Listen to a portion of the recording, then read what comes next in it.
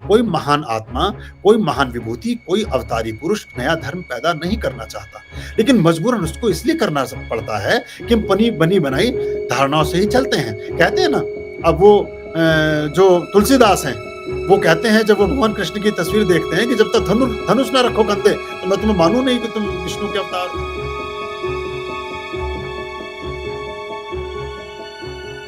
सुबत्तु की जितनी चीजें हैं वो कहीं ना कहीं हमें फल देती ही हैं, उसका लाभ हमें प्राप्त होता ही है। जब आप कुछ भी अच्छा करते हैं तो उसका परिणाम अच्छा ही होता है, ये तो निश्चित बात है। जब आप कुछ नकारात्मकता फैलाते हैं तो लौटकर वापस आप तक आती है। जब आप कुछ सकारात्मकता फैलाते हैं वो भी लौटकर आप तक वापस आती है। तो आप अच्छा करेंगे तो अच्छा ही होगा, लेकिन जो खास तौर से पूजा पाठ की कुछ विशिष्ट पद्धतियां हैं, उनके जो निहित परिणाम हैं वो पूजा पाठ से ही प्राप्त हो पाते हैं। वो अलग तरह का, जैसे ऐसा समझिए, ऐसा मान लीजिए जैसे एक भोजन है। भोजन में एक सलाद है, पानी है, रायता है, दही है, सब्जी है, रोटी है ना, बहुत सारा पूरा एक, जैसे अब ठाकुर जी बैठेंगे तो फिर 56 व्यंजन है, उनमें 12 प्रकार की तो मिष्ठानी है। तो अब ये जो इतना बड़ा एक बुफे है, ये जो इतनी सारी चीजें हैं, अब ये ऐसा समझिए जैसे आप ये कहें कि हम सिर्फ रायता ही पी लें तो क्या काम चल जाएगा क्या? अब चल भी सकता है, थोड़ा बहुत तो चल जाएगा, लेकिन हर बार नहीं चलेगा।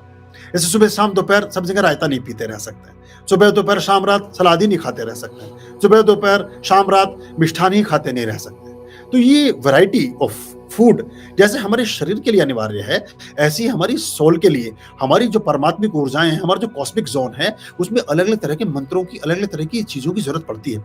अगर आप कभी गौर करें, आगे चल के आपको सिखाएंगे, हम अपनी पूजा पद्धतियों में एक फ्यूजन क्रिएट कर रहे हैं।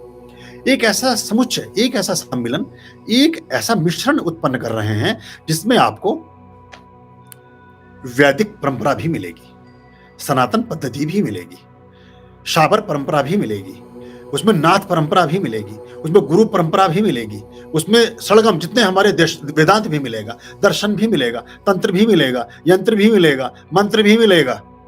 सारी चीजों का एक समुच्चय ऐसा है। हमारा उद्देश्य है आपको स्वस्थ और ठीक करना, तो जो दवाई लगेगी वो लगाएंगे। रिजल्ट आपके हाथ में आना चाहिए, आपको फायदा होना चाहिए, आपका जीवन अच्छा होना चाहिए। आप कल को ये ना कहते फिरें कि जी बहुत पूजाएं कर ली, बहुत मंदिर गए, बहुत ये किया, हुआ तो कुछ भी नहीं।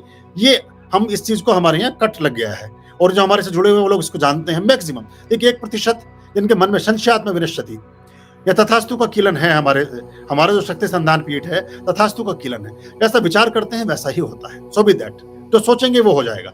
लेकिन आप सोचना, अगर आपने सोच ही लिया कि मेरा तो कुछ नहीं हो सकता है, तो फिर ये भी तथास्तु है।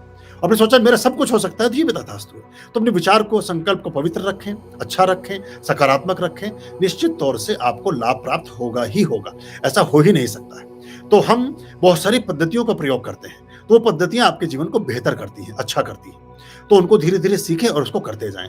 तो निधि, तुम कभी कभी इसको अगर हम विकल्प के रूप में विशिष्ट दिनों में लें तो ठीक है, लेकिन इसको अपनी परंपरा का हिस्सा बना लें वो मुश्किल हो जाता है। क्या हुआ कि कभी कभी विषम परिस्थितियों में, बात और 5 मिनट बात कर लेते हैं, आप लोग सब जुड़े हुए हैं, बैठे हैं, तो विशिष्ट पद्धतियों में अब किसी ने पूछा, जैसे आपने आज एक सवाल पूछा, ऐसे पूछा बुद्ध से किसी ने। अब बुद्ध के रेफरेंस से चूंकि जीवन से बहुत जुड़े हैं, और लगभग 40 साल उन्होंने बहुत सक्रियता के साथ काम किया, 50 साल, लगभग 48 साल लंबी अवधि है उनके जीवन की। 27 ईयर्स के थे, घर से चले गए, 84 में उनका महाप्रयाण हुआ, तो लगभग पूरी अवधि में उन्होंने फिर धर्म का काम किया, परमात्मा का काम किया। एक शिष्य ने आकर के पूछा कि गुरुदेव, आप कहते हैं कि जो भोजन आपके पात्र में गिर जाए, जो भोजन प्राप्त हो जाए, उसी को खा लेना चाहिए, क्या ये वचन आपका ठीक है? तो बुद्ध कहते हैं हाँ, ये वचन मेरा ठीक है। मैं तो इस बात को अभी भी कहता हूं कि हाँ, अगर आपके पात्र में कुछ गिर गया तो उसी को ग्रहण कर लीजिए। हुआ क्या था कि जो बुद्ध ने जो परंपरा विकसित की भिक्षामदेही, वो भिक्षा, राजा थे सारे, राजाओं के पुत्र घरों पर जाकर भिक्षा मांग रहे थे, तो अहंकार की समाप्ति हो रही थी, ईगोलेसनेस का समय था, टाइमलेसनेस का समय था, सेल्फलेसनेस का समय था। वो एक शिक्षा थी बहुत गहरी, जो ध्यान की कीमिया से उभरी थी, और बुद्ध हर आदमी को बुद्धत्व की तरफ ले जा रहे थे। लेकिन कुछ ऐसे भी बुद्ध होते हैं जो बुद्ध के साथ भी खेल करते हैं। तो उन्होंने कहा कि जिसके दरवाजे पर जाओ वो जो भोजन डाल दे उसको खा लो, ताकि आपकी चॉइसेस ना रहे। लोग जा करके ऐसे घरों के सामने पहुंच जाते थे जब पूरी पकवान, मिष्ठान और बढ़िया व्यंजन मिलते थे, ड्राई फ्रूट्स मिलते थे। जहाँ बेचारे को गरीब गुरबा था, उसकी झोपड़ी के पास कोई पहुँचता नहीं था। तो वो ऐसे विचार से भरा रहता था कि जैसे मैं दीनहीन हूँ, मैं बड़ा वैसा हूँ, निर्धन हूँ और पता नहीं क्या हूँ। या कोई ऐसा व्यक्ति था जिसको हम सोचते हैं कि भई वो किसी ऐसे समुदाय से आता था, जिसका किसी तरह से निषेध था कि भई वो तो उनके हाथ का खाएँगे नहीं, ये नहीं। इस तरह की धारणाएँ हमारे समाज में बहुत ज़्यादा थी। उसको दूर करने के लिए बुद्ध ने कहा कि सिर्फ़ 3 दरवाज़ों पर माँगो, उन 3 दरवाज़ों पर जो मिल जाए खा लो, नहीं मिले तो वापस आकर व्रत रखो और जो मिल जाए वो खा लो, कोई चॉइस नहीं रहेगी। तो क्या हुआ, एक शिष्य ने आकर के पूछा कि आप कहते हैं कि जो मिल जाए वो खा लें? ये आपने कहा है, ये बात ठीक है? कहते हैं हाँ ठीक है। बोले जो आपके पात्र में गिर जाए उसका ग्रहण कर लेना चाहिए? बोले हाँ, जो गिर जाए उसका ग्रहण कर लेना चाहिए। तो वो अपना कटोरा दिखा कर कहता है कि गुरुदेव मेरे तो कटोरे में आज मांस का टुकड़ा गिरा है। हुआ क्या कि एक चील मांस का टुकड़ा लेकर जा रही थी। अब उससे वो टुकड़ा छूट गया। इत्तेफाक ऐसा हुआ बाय द वे कि वो बिल्कुल निशाना लगा करके उसके कटोरे में आन गिरा।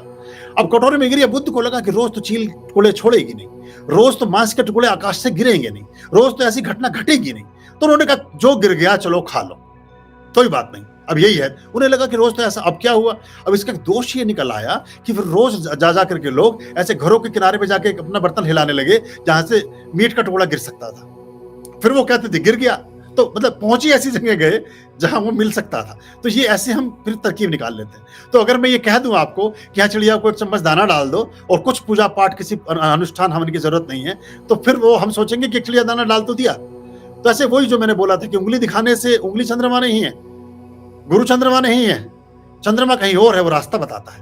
तो आप इसमें से सामान्य जन में बहुत लंबी धारणाओं में जाकर के यही तो व्यवस्थाएं पैदा हो जाती हैं। सभी धर्मों में जन्म लेने वाले महापुरुषों को, महाअवतारों को, महान विभूतियों को अपने लिए एक नए धर्म का प्रादुर्भाव करना एक विवशता हो जाती है। कारण क्या है कि पुराना जो धर्म है उसमें इतनी बीमारियां, इतनी संकीर्णताएं, इतनी विरोधाभास, इतनी वैचारिक संकुचन हो जाता है कि उसमें काम करने में सहजता अनुभव नहीं होती। तो फिर एक नया धर्म, कोई धर्म गुरु, कोई महान आत्मा, कोई महान विभूति, कोई अवतारी पुरुष नया धर्म पैदा नहीं करना चाहता, लेकिन मजबूरन उसको इसलिए करना पड़ता है कि हम बनी बनाई धारणाओं से ही चलते हैं। कहते हैं ना, अब वो जो तुलसीदास हैं वो कहते हैं जब वो भगवान कृष्ण की तस्वीर देखते हैं कि जब तक धनुष ना रखो कंधे तो मैं तुम्हें मानू नहीं कि तुम विष्णु के अवतार हो। अब वो बांसुरी लिए खड़े हैं, अब राम तुलसीदास मानने को तैयार नहीं उनको। तो ये हमारी धारणाएं हैं, तो हमने जो बना लिया वो वैसा ही हम सोचते हैं। तो ये हमें एक अगर हम विचार कर लें तो अच्छा रहेगा। तो स्वतंत्र रहिए, सभी चीजें करिए, अपने लिए समय निकालिए, अपने संकल्प को बलशाली बनाइए और जो चीजें जैसे हो सकती है वैसे करिए। हमने साधारण उपाय भी बहुत बताए, उनको भी करते जाएं। आर्याम अभयाम भज रे चित संततम आर्याम अभयाम भज रे